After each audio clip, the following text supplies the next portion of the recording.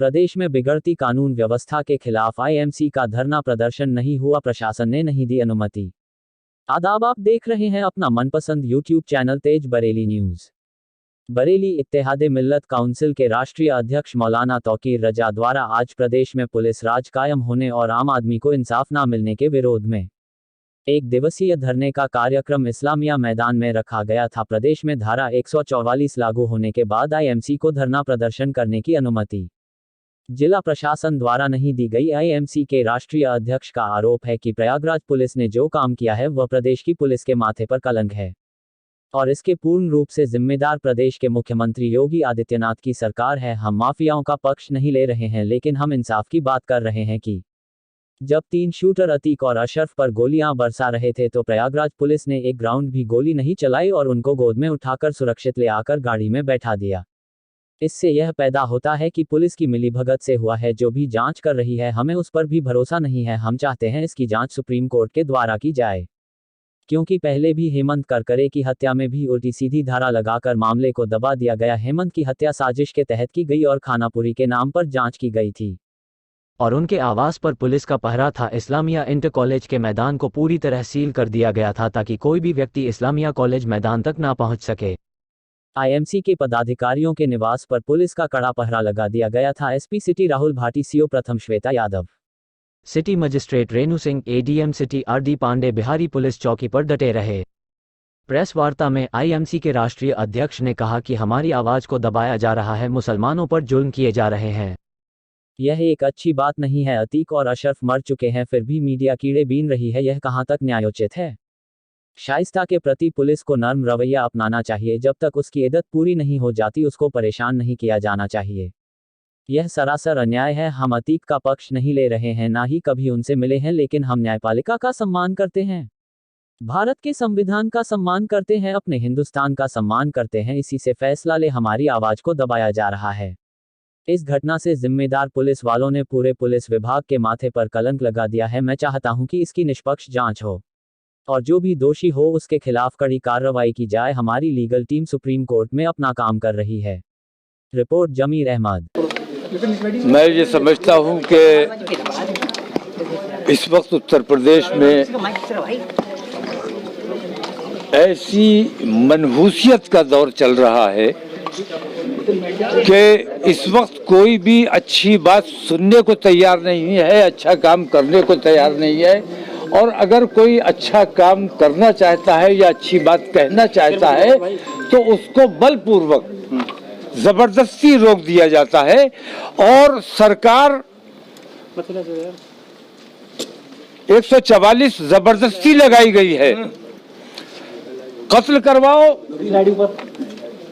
अपने गुंडों से और उसके बाद 144 लगाकर लोगों की जबान पर तालाबंदी करने का काम करो, लोगों को घर से निकलने पर पाबंदी लगा दो।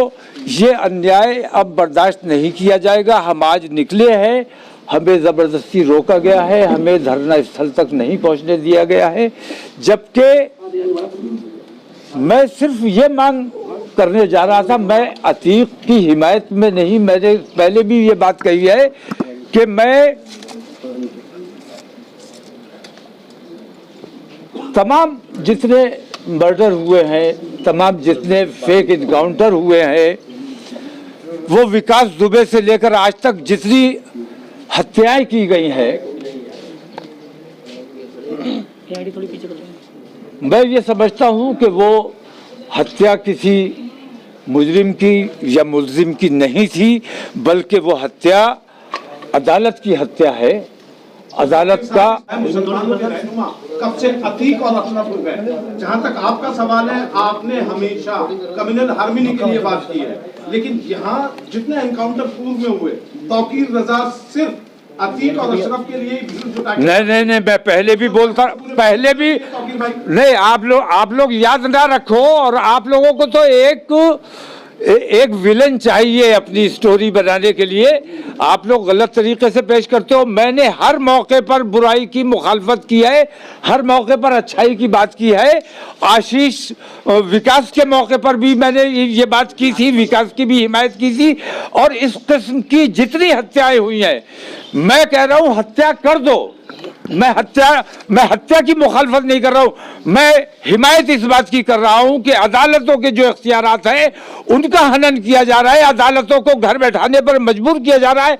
या तो अदालतें खत्म कर दी जाएं, या इन तमाम हत्याओं के पीछे जो लोग हैं उन पर कार्रवाई की जानी चाहिए।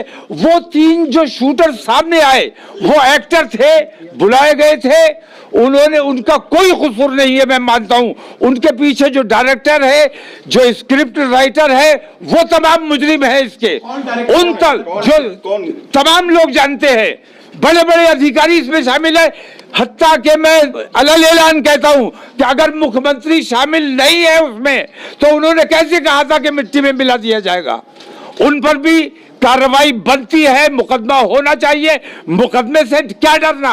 अगर तुम साफ हो, सुथरे हो, तो तुम्हें मुकदमे से नहीं डरना चाहिए, इस्तीफा देना चाहिए और मुकदमे का सामना करना चाहिए। मुख्यमंत्री पे सवाल उठा रहे हैं। मैं मुख्यमंत्री पे नहीं, मैं ईमानदारी पर सवाल उठा रहा हूं। उन्होंने कौन सी शपथ ली थी और कौन सा काम कर रहे हैं, ये देखने की जरूरत है। जांच चल रही है, जांच एजेंसियां जांच कर रही हैं, तमाम तरह की SIT गठित हो चुकी है, तीनों आरोपी पूरी बात उसके बाद अब आप कह रहे हैं कि उत्तर प्रदेश के जो मुखिया हैं योगी आदित्यनाथ, उनके ऊपर आप सवाल खड़े कर रहे हैं। तीनों को गिरफ्तार करके जांच तो चल रही है ना, जांच करने के बाद जब निकल के सामने आएगा कि कौन कौन इसमें इन्वॉल्व है। मैं एक बात कहता हूं, उन तीनों कातिलों को पुलिस ने जिस तरह से पकड़ा नहीं, गले लगाया, शाबाशी दी, वाह वाह बहुत अच्छा काम किया, गोद में लिया है उन्हें। पुलिस ने क्यों नहीं एक राउंड भी गोली चलाई? दूसरी बात, पुलिस को उन्हें रिमांड पर लेना चाहिए था, रिमांड पर क्यों नहीं लिया गया? पुलिस ने कोई कार्रवाई अभी तक क्यों नहीं की?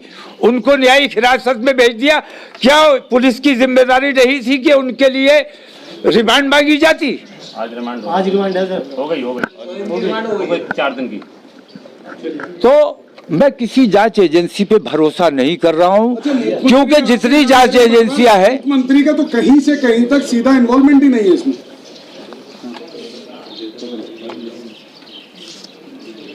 इसमें ईमानदाराना अगर जांच होगी, और मैं कहता हूं कि कोई ईमानदाराना जांच नहीं होगी। जांच वो होगी जो बताया जाएगा, जो कहा जाएगा, जो वो जांच हो जाएगी।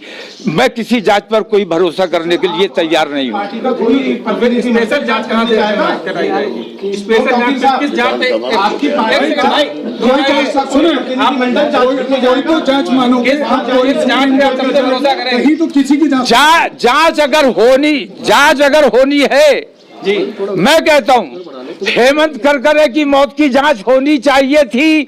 हेमंत करकरे बंबई आतंकवादी हमले में नहीं मारे गए, बल्कि उनको आतंकवादियों को हायर करके बुलाया गया था, हेमंत करकरे और उनकी टीम को मरवाने के लिए। अगर हेमंत करकरे जिंदा रहते तो सारा आतंकवाद उस वक्त खुल जाता, लेकिन तमाम गृह मंत्रालय ने और तमाम लोगों ने मिलकर उस बात को दबा दिया और दूसरे लोगों पर आरोप सिद्ध कर दिया। बहुत बड़ी बात तो खुली बेईमानी हमेशा से होती रही है। मुसलमानों के साथ जुल्म सितम हमेशा से होता रहा है।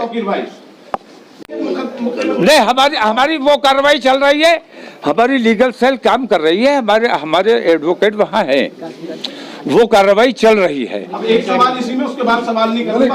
अशरफ ने जो बेगुनाहों के साथ किया, क्या आप इसको पैरवी करते हैं या उसकी? मैं अतीक और अशरफ को जानता ही नहीं, मैं कभी मिला नहीं, कभी देखा नहीं उन्हें बराह रास्त मैंने, लेकिन उनकी जो हरकतें रही हैं, मुझे उनके बारे में कुछ नहीं कहना है। कितना ही बड़ा मुजरिम हो, आतंकवादी हो, कातिल हो, कुछ भी हो, जब मर गया तो तमाम बात खत्म हो गई। अब जो तमाम मीडिया रात दिन उनके कीड़े बीनने में लगा हुआ है। ये अन्याय आप लोगों को बंद करना चाहिए, ये जुल्म है। हत्यारों की बात नहीं कर रहे हो, जिनकी हत्या हो गई उनकी बात की जा रही है, ये अन्याय है। दूसरी बात मैं ये कहना चाहूंगा कि मैं अदालत की हिमायत में, लोकतंत्र की हिमायत में, मैं अपने देश के संविधान की हिमायत में धरने पर बैठा हूं और इंसाफ की बात करना चाहता हूं। जिन लोगों की हत्या कर दी गई, गलत तरीके से की गई है, उसमें भी प्रयागराज पुलिस ने पूरे उत्तर प्रदेश की पुलिस को बदनाम करने का काम किया है। उत्तर प्रदेश की पुलिस की अब ये जिम्मेदारी है कि ये जो तुम्हारे माथे पर कलंक लगा है, इसको कैसे धोना है। अगर इसी तरह जुल्म करोगे, अच्छे लोगों को अच्छी बात नहीं करने दोगे, जबरदस्ती रोकोगे, तो प्रयागराज वाला कलंक तुम्हारे माथे पर भी लगेगा। तो तुम योगी की पुलिस नहीं है, आप योगी की पुलिस नहीं है, आप हमारे उत्तर प्रदेश की पुलिस है, आप अंग्रेजों की पुलिस नहीं है, आप हिंदुस्तानियों की पुलिस है। आज तक सरकार ने पुलिस मैनुअल तक नहीं बनाया है।